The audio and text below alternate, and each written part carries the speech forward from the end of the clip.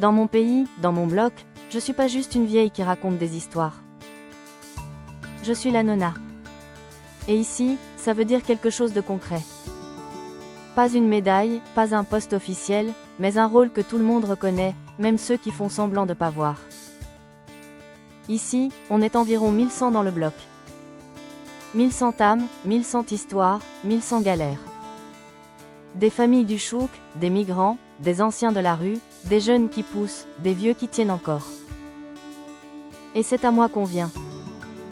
C'est moi qu'on appelle quand ça chauffe, quand ça bloque, quand ça faut trancher. Même l'État, dans certains quartiers, il négocie avec nous. Ouais, tu m'as bien entendu. Les flics, les services sociaux, parfois même plus haut, ils savent que sans passer par nous, rien ne marche.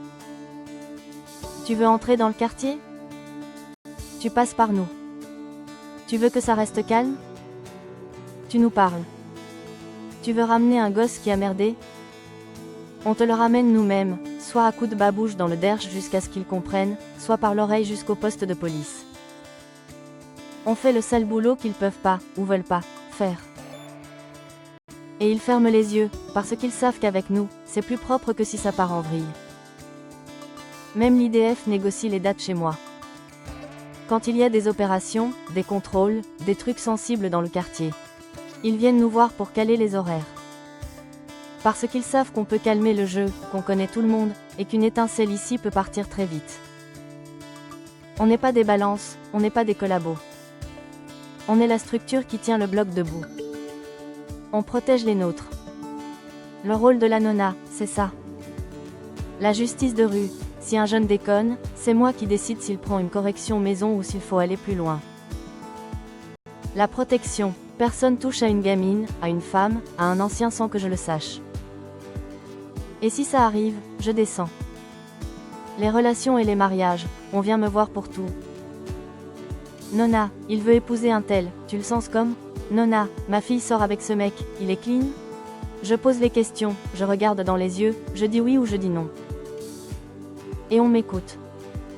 Parce que j'ai élevé 9 gamines dans la merde, j'ai vu toutes les combines, tous les mensonges.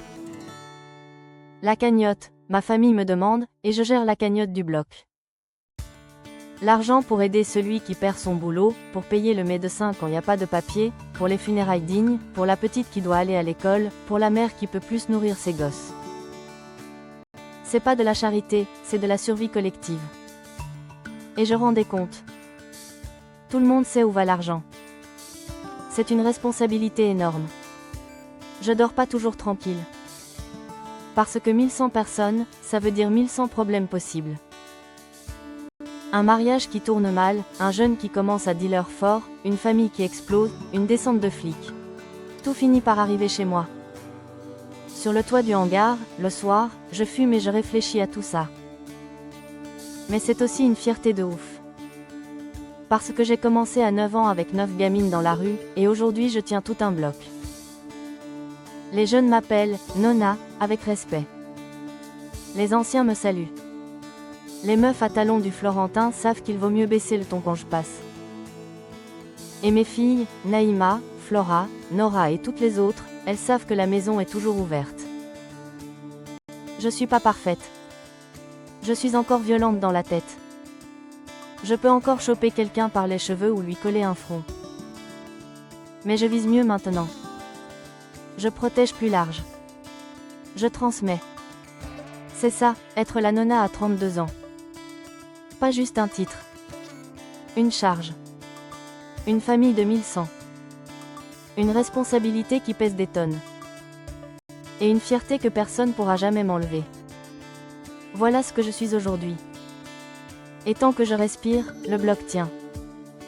Parce que la nonna veille.